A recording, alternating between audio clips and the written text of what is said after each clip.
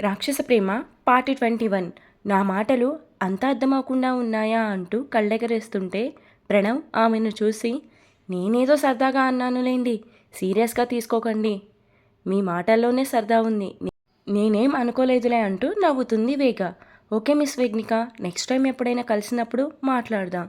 Almost programme అయిపోయింది, మళ్ళీ మావయ్య నా కోసం చూస్తారు అంటూ ప్రణవ్ వెళ్ళిపోతాడు. వేగ సాధిక కోసం చూస్తుంటే ఒక చెయ్యి వచ్చి ఆమె భుజం చుట్టూ పడుతుంది. సాధికనే వచ్చింది అనుకొని వెనక్కి ఆనుకుంటుంది వేగ. విరాజ్ ఛాతి మీద ఫ్రీగా ఆనుకుని, ఎక్కడికి పోయావే సాది అంటుంది వేగ. నేను తన ఫ్రెండ్ అనుకుంటుందా, పోనీలే ఇలా అయినా నా మీద వాలిందనుకొని రెండో చేతిని కూడా ఇంకో భుజం వైపుకు వేస్తాడు విరాజ్. ఏంటే ఇలా పట్టేసుకున్నావు, పీక పిసికి చంపేద్దాం అనుకున్నావా అంటూ ఆ చేతులని తీద్దామని పట్టుకుంటుంటే చాలా హార్డ్గా ఉంటాయి. వామ్మో ఇవేంటి బాయ్స్ హ్యాండ్స్లా ఉన్నాయి అనుకుని వెనక్కి తిరుగుతుంటే విరాజ్ వేగా కళ్ళు మూసి ఆమెను పక్కకి నెట్టేసి నిమిషంలో అక్కడి నుంచి పారిపోతాడు. వేగా ఏం జరిగిందో అని చూసేలోపు ఆమె వెనక ఎవరూ కనిపించరు. అంటే సాధిక కాదా నా మీద చెయ్యి వేసింది ఎవరబ్బా, ఆ విరాజా అని కోపంగా తన కోసం మొత్తం చూస్తుంది వేగ. విరాజ్ వేగాకి కనిపించకుండా చాటున దాక్కొని నవ్వుతాడు. బాగా వెతుకు వేగా, నేను కనిపించనుగా అనుకుంటాడు విరాజ్. నేనేంటో పెళ్ళాన్ని టచ్ చేయడానికి కూడా భయపడాల్సి వస్తుంది, ఏం చెప్తే నా మీద కోపంని తగ్గించుకుంటుందో అని ఆలోచిస్తాడు విరాజ్. విరాజ్ తన చుట్టుపక్కల ఎక్కడా కనిపించకపోయేసరికి ఆలోచనల్లో పడుతుంది వేగ. విరాజ్ కాకపోతే అంత ధైర్యంగా నన్నెవరు పట్టుకుంటారు అంటూ మళ్ళీ కన్ఫ్యూజన్ స్టేట్కి వెళ్తుంటే వేగా పాప అంటూ సాధిక వస్తుంది. సాది ఎక్కడికి వెళ్ళావంటూ కోప్పడుతుంది వేగ. ఏంటి మేడం, నేను నీ మీద కోప్పడాల్సింది పోయి నువ్వే నన్ను రివర్స్లో అంటున్నావా అంటుంది సాధిక. అసలు ఎక్కడికి పోయావు, నిన్ను లెఫ్ట్ సైడ్ రూమ్స్కి రమ్మన్నానుగా, నేను వినలేదే ఆ మాట, రైట్ సైడ్ వెళ్ళాను అంది వేగ. అయితే ఏమైంది, అక్కడ లేకపోతే మళ్ళీ లెఫ్ట్ సైడ్కి రావచ్చుగా, దానికి ఇంత లేటా, అటువైపు వెళ్ళడం వలన విరాజ్ తనని లాక్ చేసి ఏం చేస్తాడో అన్నీ ఒక్కసారిగా గుర్తుకు వస్తాయి వేగాకి. విరాజ్ క్షమించమని అడిగింది, వేరే వాళ్లతో కూడా అలానే చేస్తావా అన్న మాటలు గుర్తొస్తుంటే సంతోషం బాధ రెండూ కలగలిపి వస్తుంటాయి. సంతోషం విరాజ్ బాధపడినందుకు వస్తే, బాధ విరాజ్ ఆమెని అన్న మాటలకు కలుగుతుంది.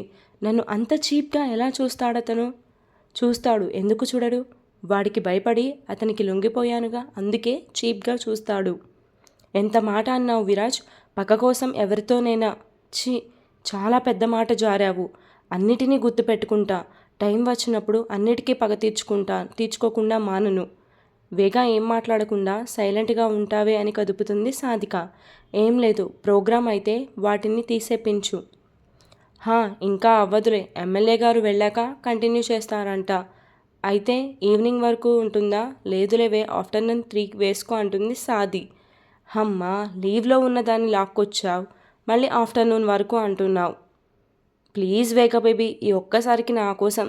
సరే ఇంకా ఓవర్ చేయకు సాది, చేసింది తమరు అంటుంది సాధిక. నేనెప్పుడు చేశాను అంది వేగ. అదే ఇందాక హ్యాండ్సమ్ బాయ్ని చూసేటప్పుడు పంపించేశావుగా, ఇందాక క్యూట్ అన్నావు అంటూ వింతగా ఎక్స్ప్రెషన్ పెడుతుంది వేగ. రెండూ కలిపి మిక్స్ చేసినట్టు ఉన్నాడమ్మా, ఏంటే అతని మీద పడ్డావు అంది వేగ. బాగున్నాడు కదా అని, అయినా నేనెక్కడ అతని మీద పడ్డాను, అసలు నన్ను మాట్లాడనివ్వలేదుగా, అతని ముందే క్యూట్ గీట్ అంటే ఎలా, అసలు అతను ఎవరు అనేది చూడాలిగా. అవును, నీకతను తెలుసా, చాలాసేపు మాట్లాడావనిపించింది, ఇక అందుకే పిల్లలకి హెల్ప్ చేద్దామని వెళ్ళాను అంటుంది సాధిక. నిన్న నైట్ హెల్ప్ చేశాడులే ఎవరికో, అలా తెలుసు సాది, ఇంతకీ హెల్ప్ చేసింది ఎవరికి, అవన్నీ గుర్తుపెట్టుకోవడమే నా పనా అని విసుక్కుంటుంది వేగ. దేనికి కోపం వస్తుంది, నేనేమన్నాను అని వింతగా చూస్తుంది సాది. నేను మర్చిపోదాం అనుకున్నప్పుడల్లా ఈ విరాజ్ని గుర్తు చేస్తుంది ఇది అని కోపంగా చూస్తూ పక్కకు వెళ్తుంది వేగ. అరే దీన్ని నేనేమన్నాను అని కోపంగా చూసి వెళ్ళిపోతుందని వెళ్తున్న వేగానే చూస్తుంది సాధిక. విరాజ్ స్టేషన్కి వెళ్ళి చిరాగ్గా చైర్లో వెనక్కి కూలబడతాడు. ఇది నా లైఫ్లోకి ఎందుకు వచ్చిందో, నా ప్రతి ఆలోచన అదే అయింది, అది పొగరు చూపించిన నాకు అదే కావాలి అనిపిస్తుంది. విరాజ్ వేగ ఆలోచనల్లో ఉండగా సార్ అంటూ రాఘవయ్య పిలుస్తాడు. చెప్పండి అంటాడు మూడీగా. సార్, నేను చూశాను మీరు మేడం గారు పోట్లాడుకోవడం. ఏమైంది సార్? ఏముంది, అంతకుముందు నేను చేసిన పనులకి నన్ను హేట్ చేస్తుంది. ఎన్నిసార్లు సారీ చెప్పినా వినడం లేదు. నన్ను చూస్తే ఇంకా మొండిగా చేస్తుంది. అదే నా బాధ. ఇప్పుడేం చేయాలో నాకేం తెలియడం లేదు. సార్, నేను ఒక విషయం చెప్తాను, వినండి. చెప్పండి రాఘవయ్య గారు. మీరు కొంచెం తగ్గి సారీ చెప్పండి సార్. అంతా అయింది. మేడం గారు గుండె రాయిలా మారింది నేను చేసిన పనులకి. ఎన్నిసార్లు సారీ చెప్పినా బెట్టు చేస్తూనే ఉంది.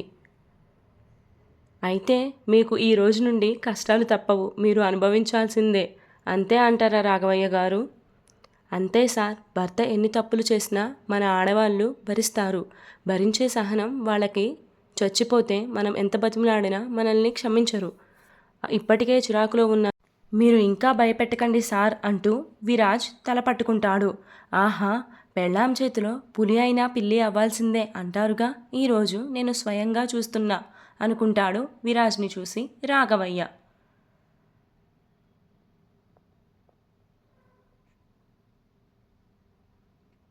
వేగాకి ఎందుకో అనీజీగా అనిపిస్తుంది. ఇంకా అక్కడే ఉంటే విరాజే గుర్తొస్తాడని సాధికకి చెప్పి ఇంటికి వెళ్దాం అనుకుంటుంది. సాది, ఇంకా నేను వెళ్తాను, నువ్వే మొత్తం చూసుకో. వేగా, బానే ఉన్నావా? నేనేం బాలేదు సాధిక. ఎవరి మీదనో కోపం నీ మీద చూపించేలా ఉన్నాను. సో ప్లీజ్, నేను వెళ్ళిపోతాను. ఓకే ఓకే, ఇదిగో కీస్, నా స్కూటీ తీసుకొని వెళ్ళు అంది సాధిక. వద్దులేవే, ఏదైనా అయితే మళ్ళీ మీ డాడ్ నిన్ను తిడతారు. స్కూల్ కొంచెం లోపలికి ఉందిగా, ఆటో కోసం చాలా దూరం నడవాల్సి వస్తుంది వేగా. సరే ఇటివ్వు అంటూ కీస్ తీసుకొని, రేపు ఈవెంట్స్ ఏమన్నా ఉన్నాయా అంటుంది. ఏం లేవు. ఈవినింగ్ లోపు మేనేజర్ గారు కాల్ చేస్తే నేను చేస్తానులే. ఏం లేకపోతే నేను ఆఫీస్కి రాను. నన్ను మాత్రం పిలవద్దు అంటుంది వేగా. అలానే అలానే వేగా అంది సాధిక. ఓకే బాయ్ సాధిక అంటూ స్కూటీ తీసుకొని వెళ్ళిపోతుంది వేగా. స్టేషన్కి కాల్ రావడంతో కానిస్టేబుల్ వచ్చి సార్ అని అరుస్తాడు. ఏంటయ్యా ఆ అరుపు? ఇక్కడే ఉన్నానుగా, కూల్. సార్, ట్రాఫిక్ సిగ్నల్ దగ్గర పెద్ద గొడవ జరుగుతుందని ట్రాఫిక్ పోలీస్ వాళ్ళు ఇన్ఫో ఇచ్చారు. హెవీ ట్రాఫిక్ వల్ల జనాలు ఇబ్బంది పడుతున్నారంట. మనల్ని వెంటనే రమ్మన్నారు. ఓకే పద అంటూ విరాజ్ వాళ్ళు బయలుదేరుతారు. విరాజ్ వాళ్ళు వెళ్ళేసరికి జనాలు గుంపులుగా మారి కొట్టుకోవడం చూసి విరాజ్ తల పట్టుకుంటాడు. వాళ్ళు వెనక హెవీగా ఉన్న వెహికల్స్ ఆగి ఉంటాయి. ట్రాఫిక్ కానిస్టేబుల్స్ని పిలిచి ఏమైందని అడుగుతాడు. స్టూడెంట్స్ ఇద్దరు బైక్ మీద వచ్చి ఆగి ఉన్న కార్ని గుద్దారు సార్.